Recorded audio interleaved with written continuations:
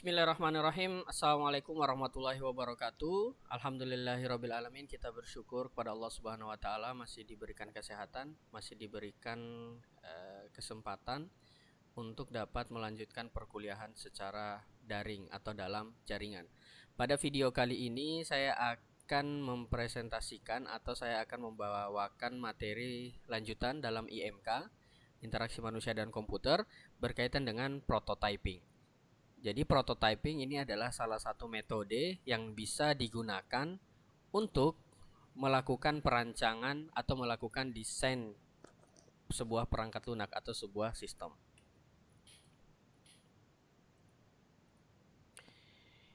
Oke, jadi prototype ini merupakan simulasi. Jadi simulasi dari bekal atau bakal sistem yang akan dibangun. Nah, prototype ini adalah metode dalam pengembangan sistem. Kita tahu bahwa metode-metode pengembangan sistem itu ada banyak sekali. Salah satu yang paling terkenal di metode pengembangan sistem adalah metode waterfall atau metode lain dari SDLC. Nah, prototype ini juga merupakan salah satu metode untuk mengembangkan sebuah sistem. Menggunakan pendekatan untuk membuat program dengan cepat dan bertahap sehingga dapat dievaluasi oleh pemakai. Nah, jadi prototype ini masuk dalam kategori metode RAD atau Rapid Application Development, yaitu bagaimana nanti membangun aplikasi dengan cepat. Nah, prototype ini juga memang benar-benar cocok untuk pengguna yang memang sangat awam terkait dengan IT, karena memang pembuatan prototype ini menerapkan UCD atau User Centered Design. Jadi user center design, di mana desain ini terpusat pada user sehingga nanti yang fokus pada UCD ini adalah berkaitan dengan tugas, berkaitan dengan kemampuan sebuah sistem. Ini adalah tahapan-tahapan dari prototype. Tahapan yang pertama adalah identifikasi kebutuhan pemakai. Jadi di sini pengembang atau programmer katakanlah dan pemakai atau user end user ini bertemu. Kemudian nanti pemakai menjelaskan bahwa dia pengen aplikasi seperti apa. Dia pengen aplikasi atau sistem informasi seperti X, Y, Z dan seterusnya. Kemudian dia akan memberikan itu kepada pengembang. Jadi pengembang dan pemakai bertemu, kemudian pemakai menjelaskan kebutuhan sistemnya. Kemudian tahap yang berikutnya adalah pengembang ini mulai membuat prototype. Nah, nanti akan saya jelaskan juga berkaitan dengan terminologi dari prototype. Prototype itu sendiri ada apa saja. Jadi pengembang ini mulai membuat prototype, dari prototype yang dibuat secara cepat dengan menggunakan kertas atau non komputer sampai dengan prototype yang dibuat yang membutuhkan waktu yang lama atau sudah berbasis komputer. Setelah prototype ini jadi, kemudian pemakai akan menguji prototype. Pemakai akan menguji prototype, kemudian dia akan memberikan masukan, kritik dan saran, misalkan kurang di sini dan seterusnya. Setelah itu pengembang akan melakukan modifikasi sesuai dengan masukan pemakai. Jadi pengembang ini akan melakukan modifikasi atau perbaikan sesuai dengan yang diberikan saran oleh pemakai akhir atau yang nanti akan menggunakan sistem. Jadi proses di sini ini prosesnya akan looping. Looping di sini maksudnya akan berulang, di mana pengembang melakukan perbaikan prototype, kemudian pemakai akan menguji lagi. Kalau masih ada lagi yang kurang, maka dia akan memberikan saran lagi ke pengembang. Pengembang akan memperbaiki prototype yang sudah dibuat. Kemudian pemakai akan menguji lagi. Kalau sudah menguji, tidak ada lagi kritik dan saran, baru mulai mengembangkan versi yang akan digunakan atau versi produksi. Jadi versi produksi itu pengembang sudah mulai merampungkan sistem sesuai dengan masukan terakhir dari pemakai. Nanti masukan terakhir ini atau versi produksi ini adalah versi yang akan digunakan pemakai dalam menjalankan atau menyelesaikan tugasnya atau pekerjaannya sehari-hari. Nah, karakteristik dalam proses UCD, jadi yang pertama adalah memahami pengguna dan kebutuhannya. Ya, ini sangat penting juga, memahami user dan kebutuhannya. Kemudian fokus pada user ini pada tahap awal desain dan juga pada tahap akhir. Jadi fokus pada pengguna itu hanya di tahap awal desain. yaitu menampung apa maunya user, kemudian mulai mengevaluasi hasil desainnya. Jadi setelah program atau aplikasinya jadi, kemudian user ini mulai mengevaluasi hasil desain yang dibuat atau hasil perancangan. Karakteristik lainnya adalah mengidentifikasi, kemudian membuat dokumentasi. Ya, ini juga penting, membuat dokumentasi berkaitan dengan kegunaan dari aplikasi, dan tujuannya adalah berkaitan dengan pengalaman user, nanti user yang akan menggunakan aplikasi tersebut.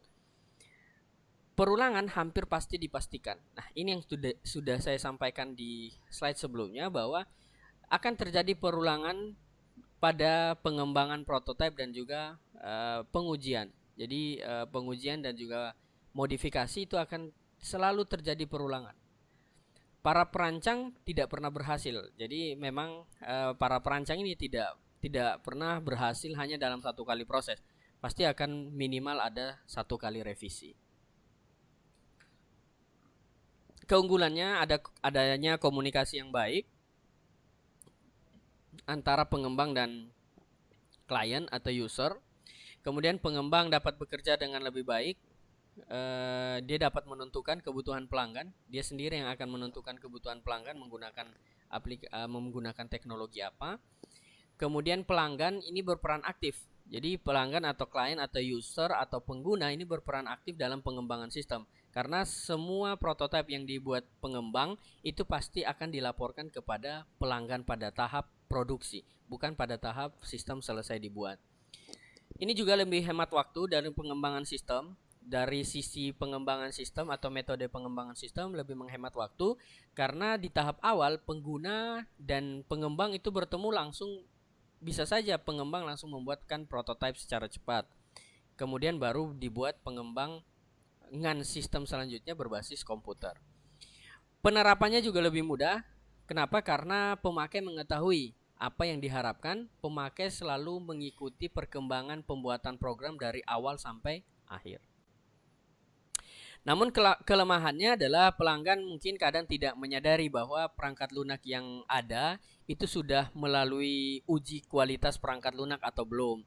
Jadi belum juga memikirkan kira-kira pemeliharaan dalam jangka waktu yang lama seperti apa, karena maunya cepat selesai untuk pekerjaan jangka waktu yang dekat.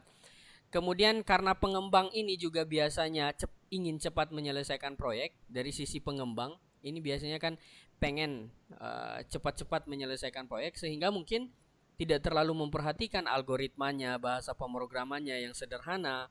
Jadi semua program bisa dimasukkan di sana tanpa atau lupa mungkin menghapus program-program atau baris-baris kode yang mungkin tidak digunakan.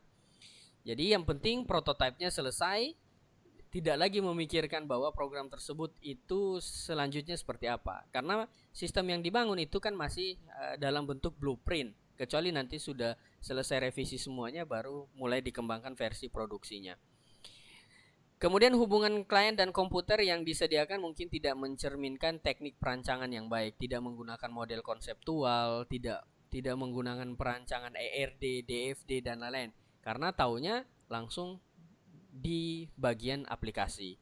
Nah, padahal kadang kita pada saat membuat aplikasi bisa saja memanipulasi aturan-aturan yang tidak diperbolehkan dari sebuah model konseptual.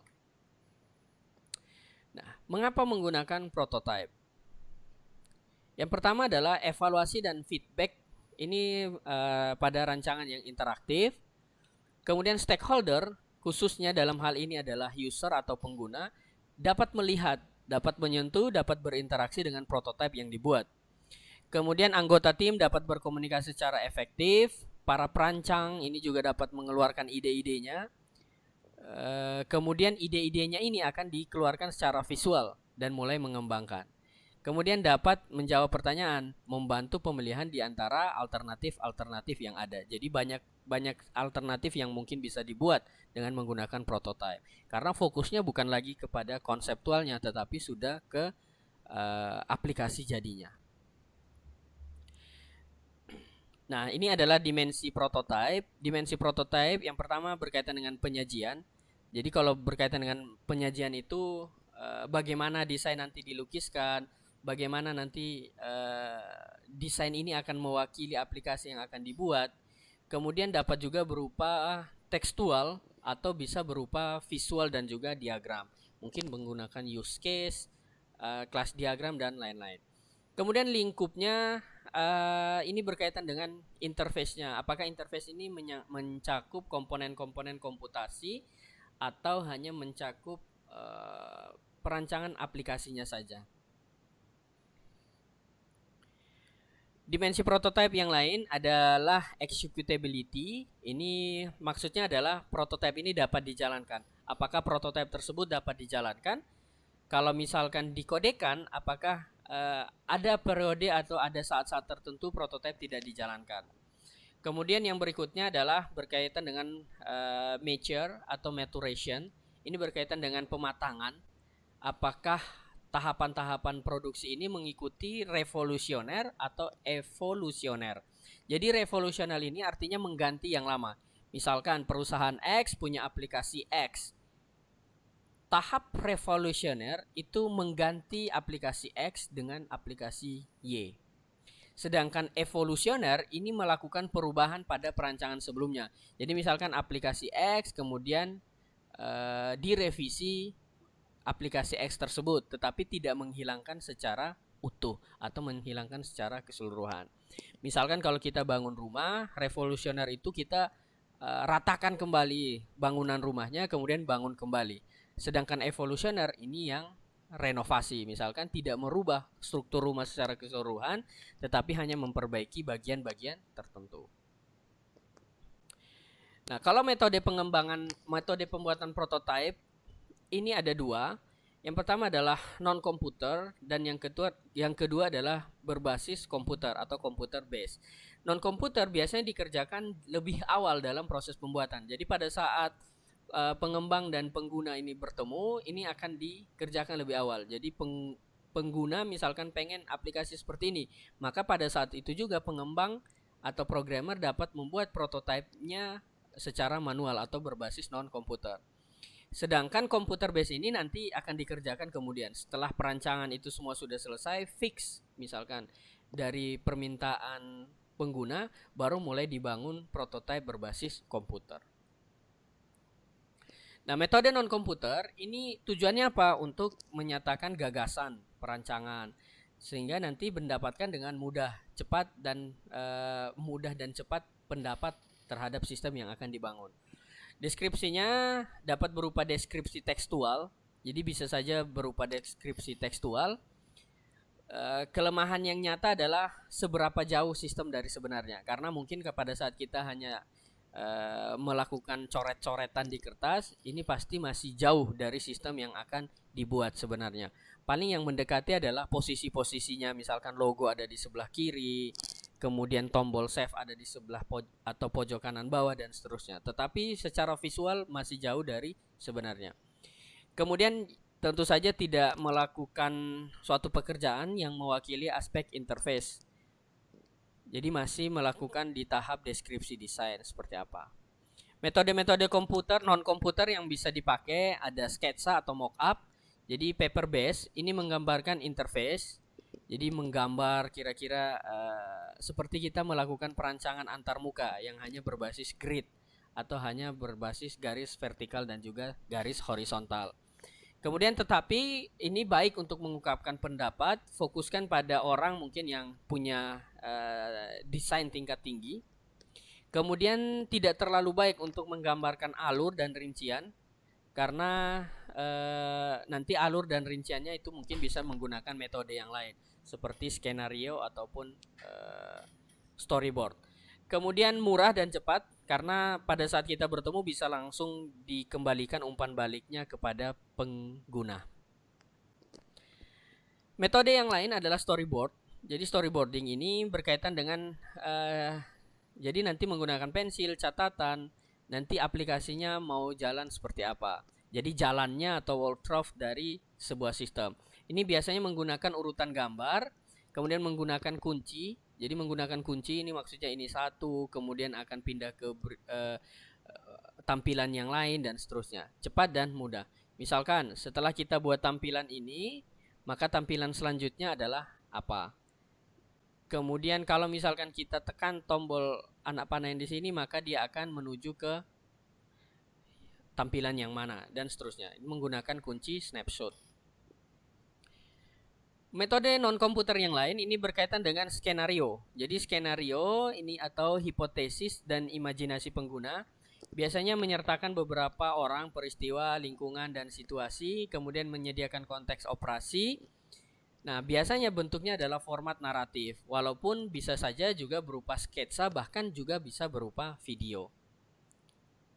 Nah, skenario ini bisa kita gabungkan dengan storyboard yang tadi. Jadi storyboard ada gambarnya seperti apa, kemudian kita membuat skenario-skenario yang ada pada storyboard yang dibuat sebelumnya, atau mockup yang dibuat juga bisa. Kemudian utilitas dari skenario ini tentu saja menyajikan dan menarik, kemudian mengizinkan perancangan untuk melihat masalah dari pandangan orang lain, sehingga ini juga dapat membantu pengguna ketika misalkan nanti yang menggunakan aplikasi tersebut lebih dari satu orang. Memudahkan umpan balik, kemudian sangat kreatif dan juga modern. Metode yang lainnya adalah berkaitan dengan tutorial dan juga manual. Kalau tutorial ini ya paling menuliskannya mungkin lebih baik daripada disimpan di kepala, sehingga aplikasi yang nanti dibuat harus dibuat tutorialnya atau manual penggunaan aplikasinya. Nah, bisa saja tutorial ini menulisnya atau meletakkannya ada di kertas, kemudian didokumentasikan. Nah, metode komputer menerikan lebih banyak kemampuan sistem. Ini biasanya beberapa aspek atau fitur, kemudian berpusat pada lebih banyak detail. Jadi yang berbasis metodenya sudah berbasis komputer. Kemudian mungkin bahayanya adalah para pemakai lebih segan menyarankan perubahan program. Kenapa? Karena bisa saja dia melihat prototipe yang sudah jadi, ingin membuat perubahan program, mungkin segan terhadap pengembangnya. Terminologinya, ada beberapa terminologi di prototipe. Yang pertama adalah prototipe horizontal. Jadi prototipe horizontal ini luas, mengerjakan atau menunjukkan sebagian besar interface, tetapi tidak mendalam. Misalkan menu-menunya ada apa saja, tampilan dari menu A seperti apa, dan lain-lain. Sedangkan prototipe vertikal, ini yang ditampilkan itu memang lebih sedikit. Misalkan dari 10 menu, dia hanya membuat satu menu, tetapi rinci di satu menu tersebut fiturnya ada apa saja, kalau dikoneksikan di database seperti apa, dan lain-lain. Jadi prototipe horizontal dia tidak mendalam atau detail, tetapi secara keseluruhan. Prototipe vertikal lebih detail atau menjelaskan mungkin aspek yang akan disimulasikan itu sedikit, tetapi akan dilaksanakan secara lebih rinci. Jadi kita bisa tahu nanti kira-kira di menu ini hal-hal apa saja yang akan digunakan. Nah, ini akan menambah pengalaman dari user atau pengguna. Terminologi prototype yang lain adalah early prototyping, prototyping cepat. Jadi yang dimaksud dengan early prototyping atau prototype cepat itu adalah prototype yang dibuat dengan cepat, yaitu dengan menggunakan, kalau ini tentu saja berbasis non komputer atau paper based. Jadi misalkan pengguna pengen aplikasi apa, langsung dibuat perancangannya. Sedangkan late prototyping, ini prototype lambat, artinya butuh waktu untuk membuat prototype tersebut. Jadi tidak langsung jadi aplikasinya atau prototipenya, tetapi butuh waktu karena harus melakukan bisa saja sampai dengan melakukan pengkodingan atau pengembangan sebuah program. Kemudian kalau dari ketepatan prototyping ada beberapa terminologi. Yang pertama adalah low fidelity. Jadi prototype dengan tingkat ketepatan yang rendah. Jadi hanya masih dibuat dalam bentuk sketsa dan lain-lain. Contohnya dengan menggunakan storyboard tadi, hanya masih berupa gambar-gambar, posisi logo di sini, posisi teks di sini, dan lain-lain. Masih juga menggunakan paper base atau menggunakan berbasis kertas. Jadi di low fidelity ini masih menunjukkan bagaimana user dapat melakukan peningkatan melalui setiap aktivitas. Mungkin saja dapat melakukan banyak perubahan atau perbaikan. Atau bisa saja contoh yang kedua adalah kalau di low fidelity tadi atau ketepatan rendah dengan menggunakan sketsa. Jadi sketsa ini sangat penting untuk low fidelity karena ini merupakan cara yang mungkin bisa digunakan oleh pengembang untuk mengeluarkan ide-idenya dalam merancang sebuah aplikasi. Dia juga dapat menyajikan tampilan dengan cepat walaupun masih jauh dari aplikasi aslinya. Kemudian contoh yang lain adalah Wizard of Oz. Ini biasanya maket. Jadi tampilannya masih berupa maket ataupun semacam simulasi-simulasi sistem yang memang sulit dibuat. Jadi misalkan contohnya prototipe sebuah handphone, kalau kita lihat di counter-counter HP, itu kan ada yang mungkin mereka memasarkan sebuah prototipe handphone yang mungkin tidak bisa digunakan handphone tersebut, tetapi dari tampilannya sama seperti tampilan programnya, tampilan handphonenya. Begitu juga dengan prototipe seperti ini. Kemudian terminologi yang kedua berkaitan dengan ketepatan adalah middle fidelity prototyping. Ketepatannya sedang, ini biasanya menggunakan skematik, navigasinya nanti seperti apa, fungsi yang nanti disimulasikan seperti apa. Kemudian tools yang bisa digunakan semacam PowerPoint, Illustrator, dan sebagainya. Jadi PowerPoint ini untuk menjelaskan nanti kira-kira aplikasi yang dibangun seperti apa, navigasinya, dan lain-lain. Kemudian yang terakhir adalah prototyping atau high fidelity prototyping. Ini prototyping dengan tingkat ketepatan yang sangat tinggi. Artinya prototype dengan tipe high fidelity ini adalah seperti sistem yang nanti akan digunakan. Jadi bahan bakunya atau alat-alatnya sudah sama seperti produk akhir. Misalkan kita menggunakan aplikasi berbasis Java, maka bahan bakunya ya tentu saja NetBeans, JDK, dan seterusnya. Kalau misalkan kita membuat aplikasi berbasis web, maka bahan bakunya ya menggunakan aplikasi atau tools yang bisa digunakan untuk berbasis web. Misalkan Visual Studio Editor, Macromedia Director, kemudian Sublime misalkan untuk codingnya, untuk Apache dan juga servernya atau web servernya. Nah, biasanya digunakan apa? Macromedia Director, Visual Basic, Flash, NetBeans, dan lain-lain. Jadi yang memang digunakan nanti untuk menggunakan produk atau membuat produk akhir. Nah, prototyping tools atau alat-alat yang biasa digunakan, perkakas-perkakasnya itu ada apa saja. Untuk berkaitan dengan draw atau painting programnya bisa menggunakan Photoshop, bisa menggunakan Corel Draw untuk menggambarkan setiap layar. Nah, setiap layar yang akan dilihat. Nah, prototype yang akan dibangun ini biasanya tipenya atau terminologinya adalah prototype horizontal. Jadi dengan menggunakan Photoshop bisa membuat semua tampilan yang akan dikerjakan atau akan yang dibuat terhadap sistem tersebut. Jadi ini contohnya, misalkan mendesain sebuah website dengan menggunakan Photoshop. Jadi menggunakan grid-grid yang ada sehingga nanti pada saat di-generate akan terpotong menjadi potongan-potongan HTML. Kemudian prototyping tools yang kedua adalah script simulation. Jadi bisa saja menggunakan PowerPoint, HTML, dan lain-lain. Jadi storyboardnya sudah berbasis animasi. Kalau modelnya seperti ini, maka sudah dapat memberikan catatan user yang sangat spesifik. Walaupun belum seperti aslinya, tetapi user sudah tahu bahwa aplikasi yang akan dibangun seperti apa, karena sudah berbasis simulasi. Bahkan lebih bagus lagi kalau sudah berbasis animasi. Ini adalah salah satu contoh membuat animasi dengan menggunakan Director 8. Bisa juga kan sekarang menggunakan PowerPoint untuk membuat animasi dan lain-lain. Kemudian prototyping tools yang terakhir adalah interface builder. Jadi contohnya Visual Basic, Delphi, Java, dan lain-lain. Jadi tools-tools yang ada ini sudah menampilkan jendela, kendali, function yang bisa digunakan dari interface tersebut.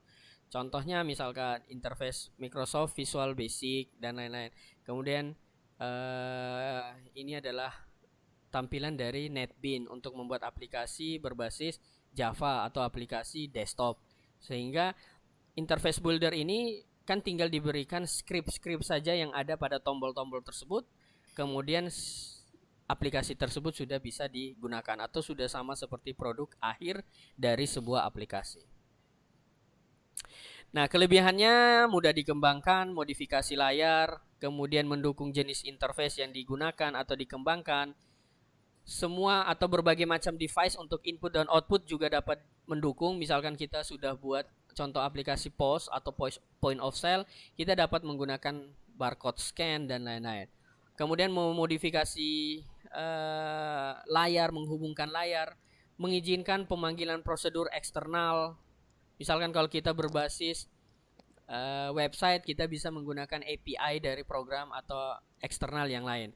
Bisa mengimport teks, grafik, video, gambar, dan lain-lain. Kemudian mudah untuk dipelajari, ini mungkin opsional bagi yang mungkin sering menggunakan.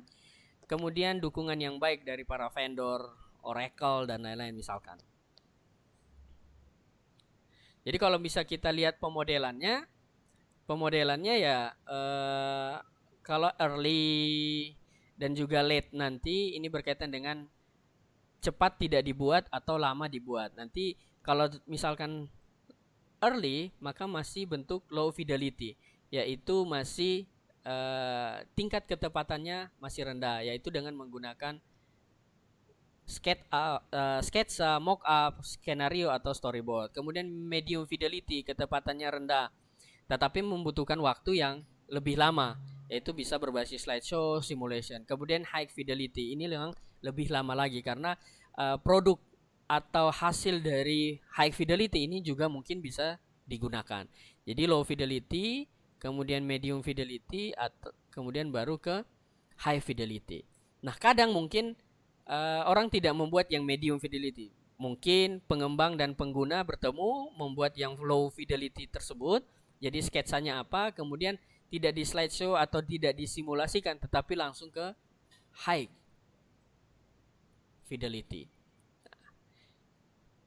Nah, itu berkaitan dengan pemodelan dari sebuah prototyping atau tema tahapan-tahapan prototyping. Oke, itu materi yang saya sampaikan hari ini. Selanjutnya adalah sesi diskusi.